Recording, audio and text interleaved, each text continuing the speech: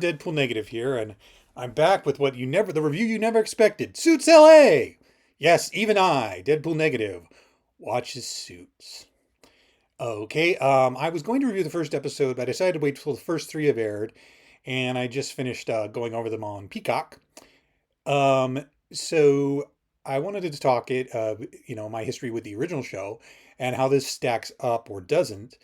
Um, and it's an interesting contrast. It's trying hard not to be, it's trying hard to do a different experience and yet still be the same. I would argue that it's trying to, right now, NBC happens to, it's not, two sitcoms, Happy's Place and Lopez v. Lopez, that are trying very hard to remind you of their stars' previous successes, but also trying to be very different. And actually, in both cases, I think it succeeds, but we're not here to talk about those shows.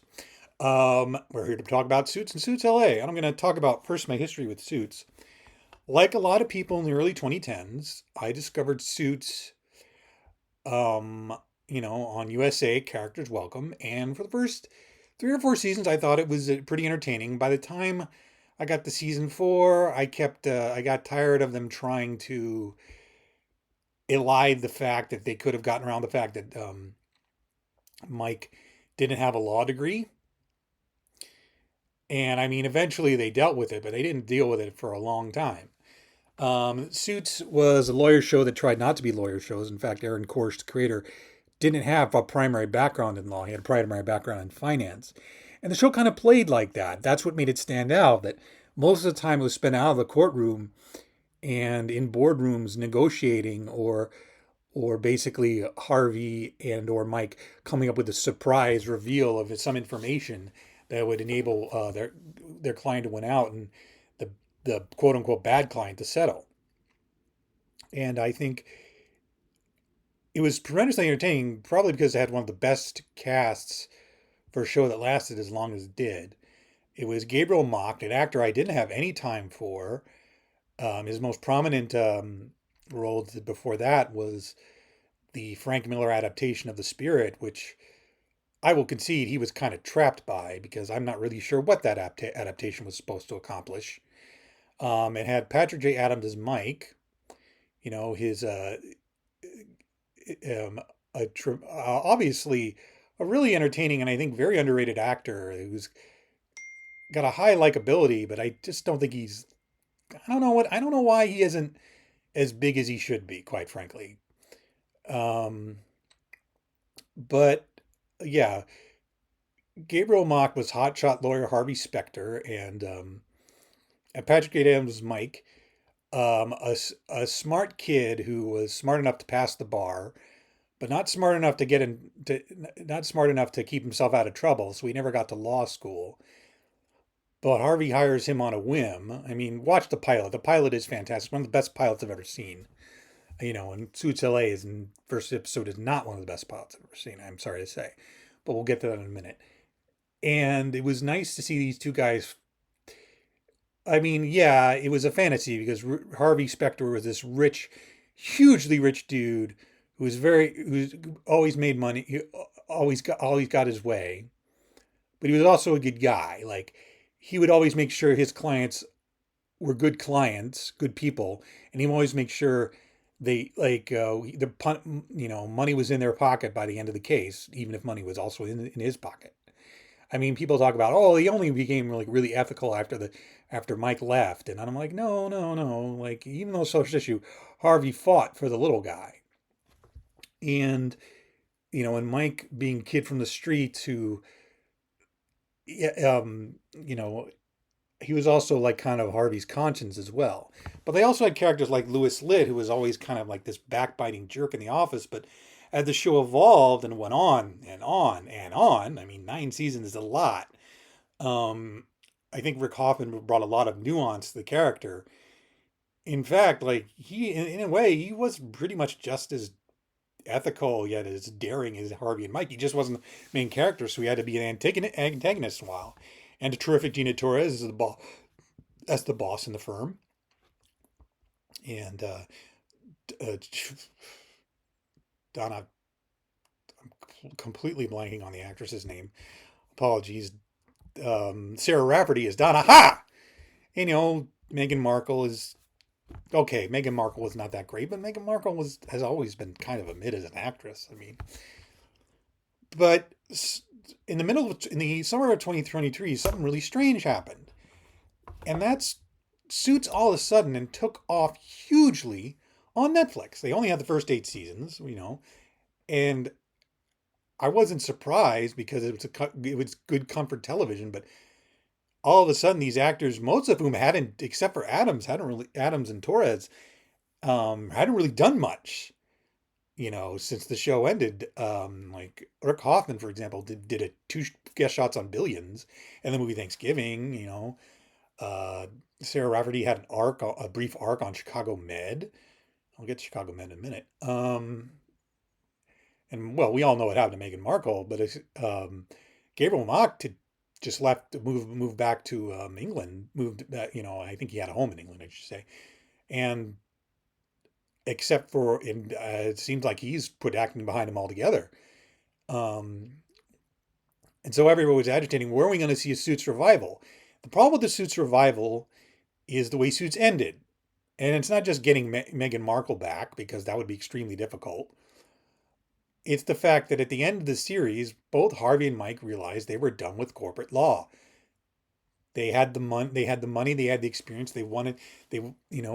Mike says, why to Harvey, neither of us were built for this. We're built for smaller things. Come to Seattle with me and join my firm where we fight for actual people. And Harvey was like, you're right. And it would be very hard for me as a fan of the series to imagine either of them back in corporate law. I mean, Gabriel Macht in interviews said like that. I think Harvey would still be working in a small shoe leather firm. He wouldn't be, so I don't think that a Suit sequel would be. Well, first of all, we'd have to deal with the fact that that Meghan Markle would likely be completely unavailable. So they'd have to come up with a reason for, like, is Rachel dead? Are they divorced? And Mike, I mean, like, late Patrick A. Adams has said it sounds like he'd want to come back, and I wouldn't mind seeing Mike again. I also think that, and this is going to sound really weird, but I want to say it, if Marvel ever stopped being cowards and did an adult Spider-Man movie, they should put Patrick Adams in the role and put a wig on his wife, Troian Bellisario, a redhead wig on his wife, and you've got a great adult Spider-Man project. So there. Anyway. So, and Aaron Korsh himself did not want to just do Suits again. He felt he'd written an ending for the characters. So he took a project he was working on and kind of did a find and replace and made it in the Suits universe and called it Suits L.A. And like I said, like Lopez v. Lopez and A Happy's Place, it's trying very hard to evoke the original, yet trying to do something new. And is it working? I would say by episode 3, it's getting there. The first thing I'm going to do, I'm going to spoil like the big reveal of the pilot, because I think it was an exceedingly poor taste. Now, Suits, this first season at least, Suits L.A. takes place on 2 parallel tracks. One, we have 2010, where we learn about our protagonist, Ted Black, played by Stephen Amell. And Ted Black in 2010 was a hard-charging New York City prosecutor. He was very much a white hat. But he was also extremely driven and willing to do anything to win. Just like Harvey Specter, who was classmates with him at school. And we're learning in the background, like, why he left, why 15 years later he's a Los Angeles entertainment lawyer. And there are people in the flashback, Troy Winbush, Kevin, a cop, Josh McDermitt as Stuart Lane, the guy he founded his LA firm with, who was also a friend of his in law school. And it's taking, like, the first 3 episodes has been kind of Byzantine, because it also has to do with Ted's father, played by Matt Lesher, from Flash. And, yeah, Flash. It's kind of funny, like these superhero shows are usually, well, what was he on? He was on The Flash. He was the original Reverse Flash, the original Eobard Thawne. So, and then we take place in the present where Ted is now in Ted and Stewart are supposed to start a big merger with another firm that just happens to be run by Ted's ex-girlfriend, another entertainment lawyer, where Stewart, because of past grievances, screws Ted out of the deal and takes all several of his lawyers and his clients and his the guy he's been mentoring, Rick Dodson, played by Bryan Greenberg, and which is funny because like it's kind of like like it's funny to hear Bryan Greenberg like talk about how Ted mentored him and everything, and Bryan Greenberg's 4 years older than Stephen Amell. Uh, I mean, like, and he's a very relatively young looking guy, but you can kind of still tell like he's older than Stephen Amell. Of course, one of the funnier things about the flashback sequences is by the third episode, like they don't even try to discuss, make a point that these like 15 years has passed. They're like, and they're just wearing the same outfit and the same haircut. Like I would have to say, like maybe one actor's hair looks a bit different. Um, so basically, here in the present, so it's here's the thing. There's no super white hat good guy like Mike or an underdog. And there's no super good guy white hat like Harvey who may be rich but always makes sure the good guys, or the good guys, or rather who he considers the good guys, win. I mean, seriously, look at it. He's super hard of gold from the beginning of the show. Um, what we have here in Ted Black is a guy who cared about the right thing and justice at one point, but also but lost that, which we're going to see in the flashbacks, and now is kind of finding himself like kind of adrift now that he's lost his best friend. And it's interesting because you see one of the more interesting parts of the show is like in the first couple episodes, Stewart comes off as kind of a jerk who's like um, really just letting his ego run this thing. And by the third episode, you find out that like he really went to bat for Ted back in the day, and he feels not without reason that Ted shouldn't like have treated him like he did. Like the show is. I mean, Stephen Amell, a friend of mine said like he really does not mind if he's disliked, and I think it's the kind of role he likes to play because it's almost identical to Heels, which you should also watch. It's probably one of the best shows of the past 10 years. Where he played the runner of a local wrestling promotion, and one of the interesting questions of the show was like, this is like his father's dream. This is what he's been doing for his whole life.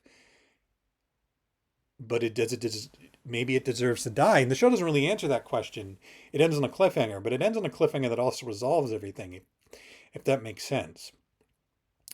It's a shame because I highly recommend it. In fact, I would say just watch the pilot on Netflix. You get to the end of the pilot and you're like, I want to see the second episode right now. Right now, I want to see the second episode. Um, so so like one of the problems of the show, I think, so far, and the critics, is that Ted's very unlikable. But the thing about Stephen Amell, he's extremely charismatic. So I didn't mind, but a lot of critics did. Um, by the third episode, you understand more where Stewart's coming from. Stewart is played by Josh McDermitt of The Walking Dead, and you got to credit McDermitt for making sure you do not remember what his character on The Walking Dead. You are not reminded in one scene of what his character on The Walking Dead was like. Here he's actually like I never thought his character on The Walking Dead was particularly well written, but that's the problem. That was a issue with the source material as well. I mean, in fact, all Robert Kirkman properties, if you both Invincible and Walking Dead, are improvements on the source material, which I don't know what that said about Robert Kirkman, but here he's actually playing a character that I think has a decent foundation, and he completely changed his look from The Walking Dead. He has this really ridiculous hairdo, but it actually goes with a cool beard. And I get the sense that when Korsh wrote this as a non-suit project, Ted and Stewart were going to be more enemies. But even by the third episode, you think maybe that's going to be resolved somehow. But that was always kind of the thing with Suits. Like, as angry as everyone got at each other with betrayals and everything, everyone kind of just like said, at the end of the day, we're here to make money. So even Lewis, who was set up as Harvey and Mike's nemesis, after a few seasons, he was their friend. I think a part of that is Rick Hoffman bringing a lot of nuance to the character that wasn't on the page. But again, like if you look at the way Lewis and Donna, Sarah Rafferty's character, would interact, it was obvious there was a good guy in there. But I'm going to get to other things of the show. If the show has a breakout star, I think, of the new characters, it's definitely Lex Scott Davis as Erica Rollins. Now, the actress does look like she could play Gina Torres's daughter, but she is not Pearson. She is not Pearson. Erica Rollins is one of the new people at the firm, and one of the one of the few people who stay with Ted when Stewart decides to cut Ted out of the merger. And she's driven, she's smart, she's very one of those a very Harvey Specter, probably the most Harvey Specter type figure on the show. Um, but the thing is, she also doesn't know about entertainment law, and that becomes an odd problem. A problem, and it's got a problem and it's got a solution. It sort of works, it doesn't. Alice Lee plays a paralegal named Leah Power, and Lee is, for the lack of a better term, the laugh character, the funny character. She is probably the most comedic character I've ever seen on either show. She plays kind of like a henpecked, kind of sneaky paralegal that works under Erica and betrays her in the first episode. But Erica says, well, you're smart enough to try and betray me. I'll give you another chance. One of the weird gags on the show is like Erica has entertainment law, but she knows nothing about entertainment, but Leah does. There's a funny speech that Leah gives in the second episode where my parents, I wanted to go into movies and TV, but a second generation Korean American does not get to do that. It's either be a lawyer or a doctor. Um, I think Alice Lee does a really good job with kind of a silly character. But like one of the jokes is like, and so like we have to have scene after scene of like Leah trying to explain to Erica who Brian Baumgartner is. Brian Baumgartner, like since entertainment law, they have certain actors that like show up. Like the last thing the late John Amos filmed was a scene, as himself in the pilot. It was a few scenes of himself in the pilot. And there's also Victoria Justice plays a big movie star. But Brian Bartengomder shows up as himself in episode 3 as a sort of like weird client who's always demanding, like he wants to do more serious projects. And like there's a joke where he's introduced to Patton Oswalt and they start arguing, and here's the problem, like none of it is funny. None of it lands, and like despite Herculean efforts from Davis and Baumgartner, who have a nice scene at the end of episode 3, it's just not funny. It's like the show's trying to do broad comedy, which Suits never did, even though Lewis could be comedic. And it just does not land. And I was really, really kind of disappointed. And also I think like they were just really dumping on Brian Baumgartner, even though he was obviously a complicit in the dumping. But I thought it was kind of just a mean way to treat him. It was a fair way to treat Patton Oswalt.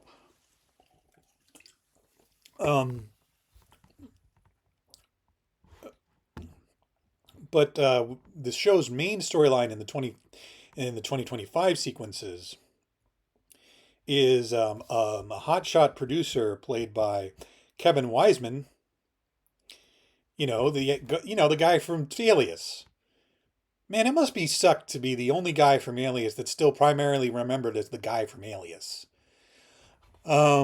Anyway, Wiseman's probably the most Hollywood type character, like the character that feels more connected to Hollywood. I mean, he's an angry, self-righteous, pint-sized film producer who is super rich, and I think he's meant to evoke maybe Jerry Bruckheimer because He's basically arrested for under suspicion of killing his producing partner, who he claims shot himself while they were out hunting or skeet shooting. I can't remember the exact, but basically his friend shot himself. He claims his friend shot himself right in front of him.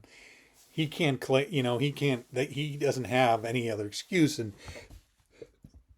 there's this, basically in the pilot, Ted, just to get at Stewart for leaving him, talks Lester, the Kevin Wiseman character, and letting him represent him, because you believe, he says, Lester says to Stewart, you believe you can get the best deal for me. Ted believes I actually didn't do it. I actually think Wiseman does a very good job of threading, especially in episode 3, like the show really starts to, I think, come together as something worthy of the Suits name. Wiseman does a very good job in the 3rd episode of bringing the guy nuance and making him not just a jerk. And it helps that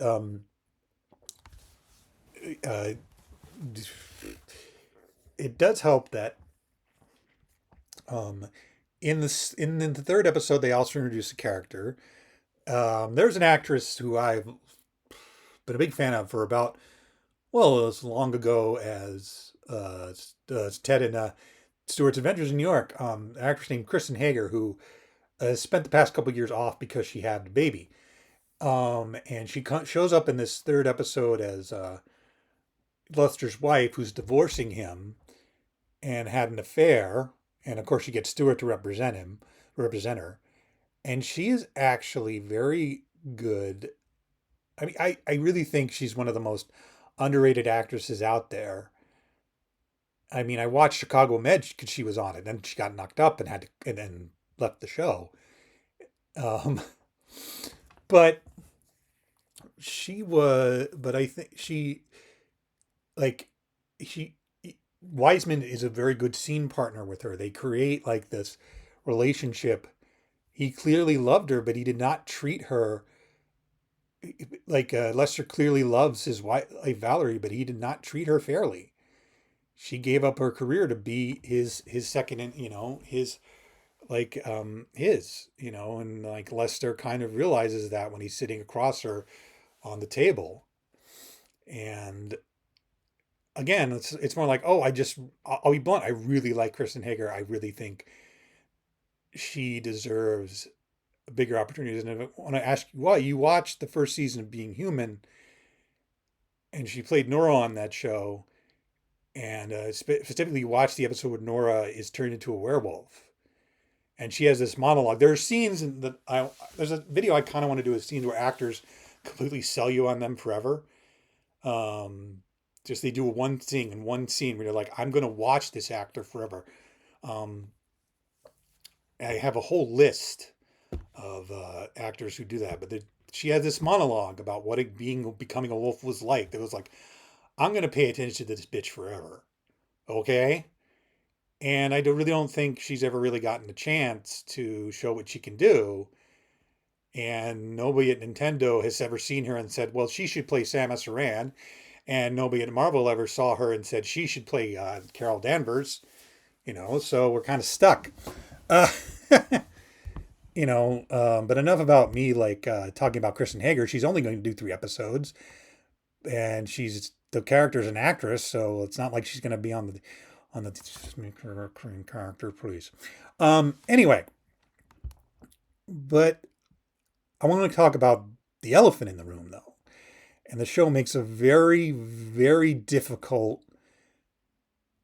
to deal with plot twist in the pilot. We find out that in the course of the pilot, that Ted has a mentally disabled younger brother, Eddie, played pretty well by actually mentally disabled actor Carson Egan, who has Down syndrome.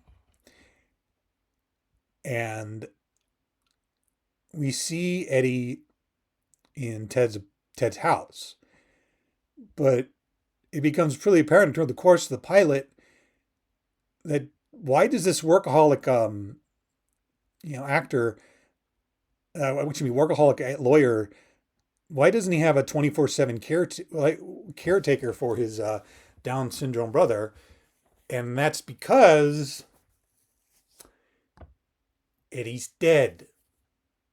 And I mean, it's one of those like he's talking to him, but nobody else is in the room. And while I think it provides some great acting opportunities for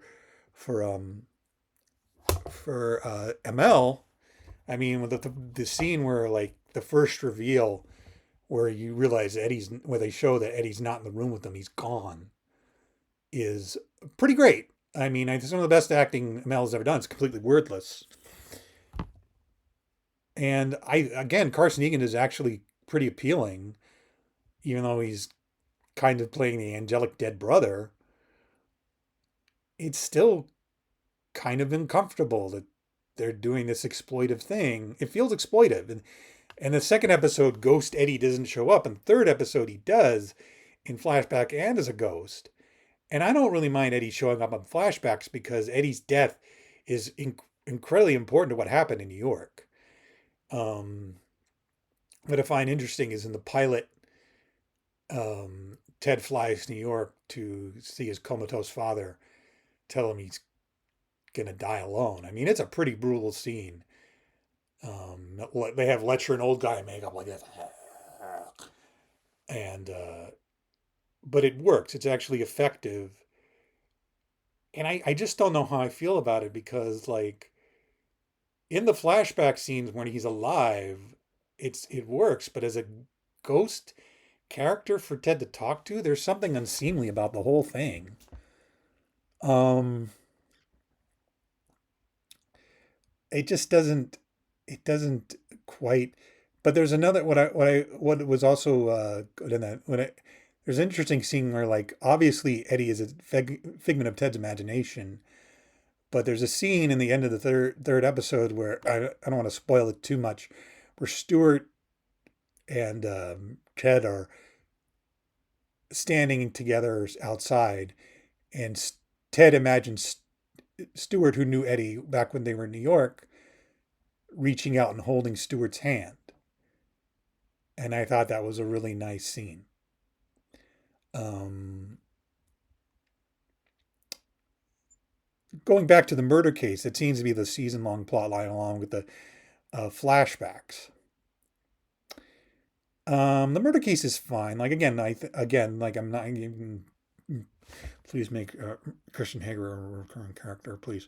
Um, I think it's effective. I don't need season long cases, even though this is only a 13 episode first season. Suits was one of the reasons Suits is so popular on streaming is that it had some ongoing storylines, was mostly done in one episode, and like we have like them as the B plot, but the A plot is still the ongoing case. I'd say do what nobody ever does what Wise Guy did and just make two long form stories a season. You know, it's always got to be one long story a season. I don't get that. I would definitely Troy Winbush as Kevin. I think he's one of the best characters on the show. I haven't really talked about him much because he is very he knows Ted's full of shit sometimes. Like, but he's kind of just like always kind of quietly needling Ted about his flaws, but he does it in a friendly way. And also, Ted's paying him a lot of money to move out to Los Angeles and be his primary investigator. I don't know if he's a full regular, but he should be. You know, like the show has like seemingly 20 regulars, and only McDermitt, Davis, Greenberg, and Amell show up in the opening credits. But like like it's kind of funny because both Daredevil Born Again also has its main character going through an unimaginable tragedy and having an older black retired cop being his investigator in his new firm. It's weirdly funny that was such a coincidence. And yeah, I'm going to be talking about Daredevil Born Again. Um, and just as a hint about how I'm going to feel about that is like, good television. But I really think Troy Winbush like as a good antidote. Like if you don't like Ted, you'll find Kevin kind of just sitting there rolling his eyes, like, and it kind of takes the edge off how nasty Ted can be sometimes. And in the third episode, I think they did the wrong way to humanizing Stewart and making him basically a good person that Ted's actually mistreated. I also think we also find out in the third episode that Stewart's happily married, and assuming, like he said, he's been married 15 years to a therapist, and the actress who plays the therapist, whose name escapes me in the moment, she does a really good job. Like it's a nice portrayal of a married couple, only even if it's one scene. And I keep rambling here because I'm trying to figure out because it just seems like there's pieces of a really good show in there, but it's not. I think the ratings have been very good enough. I hope the New York flashback storyline is resolved at least by the end of the season. I am hoping sooner, but I'm not holding out for that because I'm guessing there's going to be some terrible shock reveal that had to do with the mob guys that Ted prosecuted back in New York. His father's connection to them and why Eddie died because of it. What I find interesting is that like it seems like Eddie died after. No, Eddie died in New York, but Ted was able to get him buried in Los Angeles for some reason. Um, but that's another story. Again, it's not Suits. It will not be Suits. Aaron Korsh has been very clear on that. He said, I'm not going to do a series where Lewis moves to L.A. and starts a firm, even though Rick Hoffman has been confirmed to return. Just like Gabriel Macht, who will do 3 episodes, and based on interviews with Gabriel Macht, that's it. He's going to stay. He's busy concentrating on the business ventures. It's kind of a shame because it's kind of funny because like Suits showed what Macht was capable of as an actor, but life changes. He'd rather do other things and be a family man, and I don't blame him for that.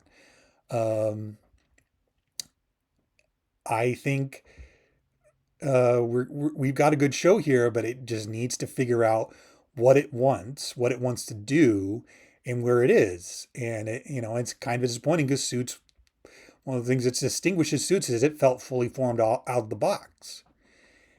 And of all the characters I miss Mike the most. And I do think there is a place for Mike on this show, but if we have Mike, people are going to ask, where's Rachel? Well, I don't care.